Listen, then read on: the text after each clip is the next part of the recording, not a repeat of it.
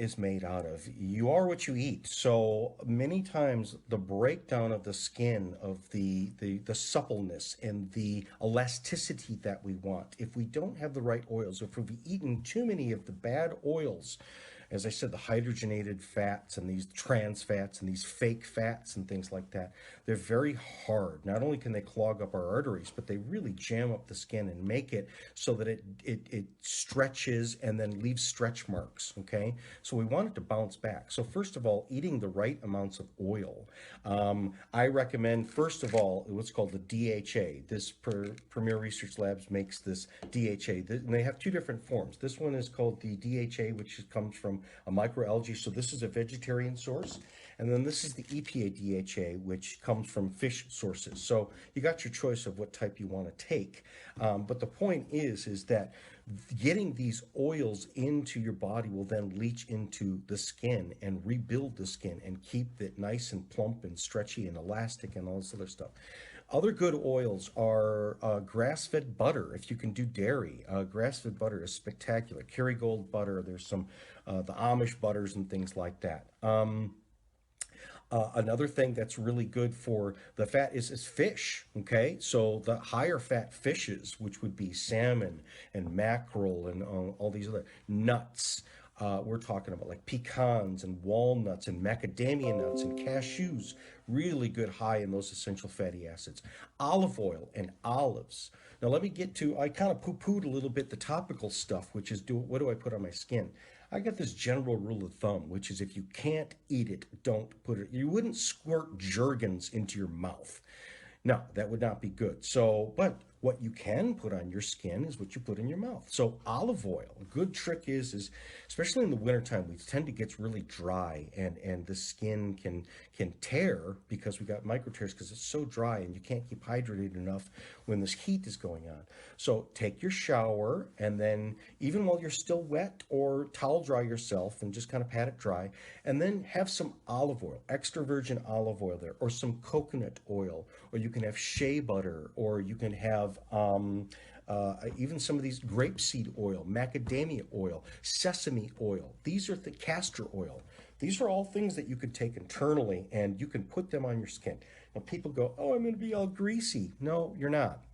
It will absorb, you're going to do your makeup and stuff like that. By the time you get to the point where you're ready to get dressed, it's completely absorbed into your skin.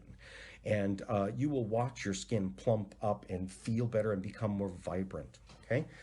Another thing, so that vibrancy is people go, well, I want my Okay, let's give you a good example. You got a lady or even a man that like they're going to get married and they want to look good for their wedding. So they're going to take a diet and they're going to, get their facials and all this other stuff. What would be the best thing to get ready for, like, say, an event, or you got your teenager who's going to go to prom, is get a month ahead of it. You know when it's coming up, so get a month ahead of it and start doing some changes with your diet. And one of the things is we can go on a fast. We can literally do like a juice fast. The more greens that you eat and drink, so you can drink this green juice, wow, you will see after, let's say, even a couple weeks of where you kind of replace some of your meals or with your meals, but it's better to kind of replace some of your meals with these green drinks. You'll watch how vibrant your skin becomes. You'll lose some weight, you'll feel better, but your skin will shine. Um, Another thing that you can do is actually to kind of really prepare for kind of an event type of thing like this is watermelon. Okay, do a watermelon fast, which is skip a couple meals, skip your breakfast, and just eat watermelon. Eat watermelon or drink this fresh pressed watermelon juice as much as you can. It's so high in the phytonutrients. It's so again, it's this nutriture, and I'm telling you, it makes you feel better. But you will see how you shine.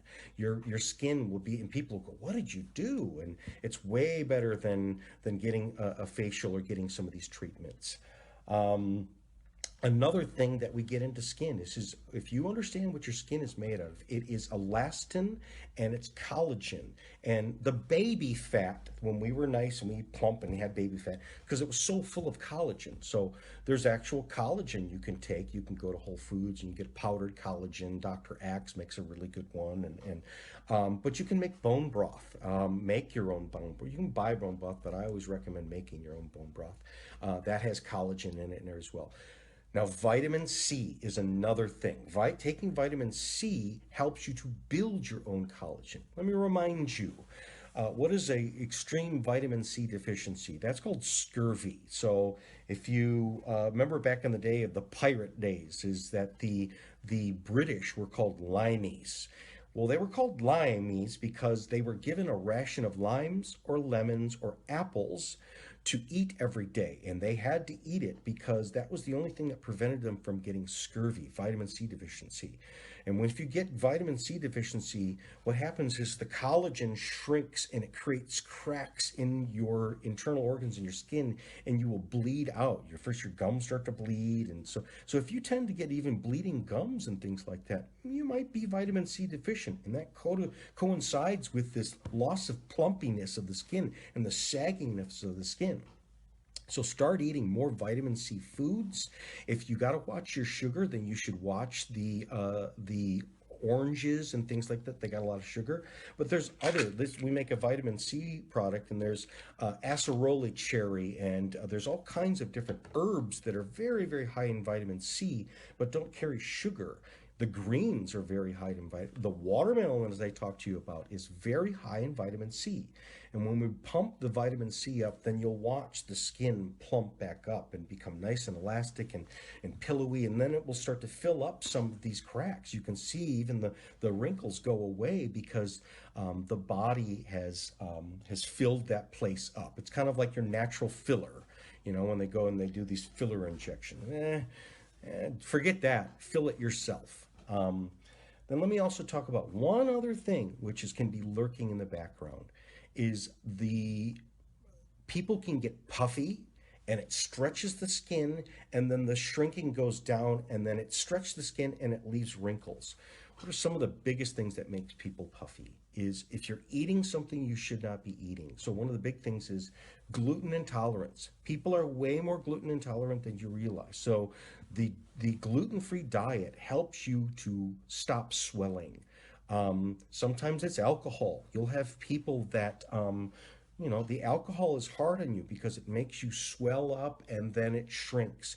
Well, when it shrinks, it's basically created the wrinkles because the skin's not bouncing back. So sometimes the old haggard wrinkles is because we have just been so traumatized inside of our body because of this shrinking or I'm sorry, swelling and shrinking, swelling and shrinking. So if we can really reduce the swelling, whether it be through diet, and 9 times out of 10, that's where most of the swelling also can come from when people are salt deficient.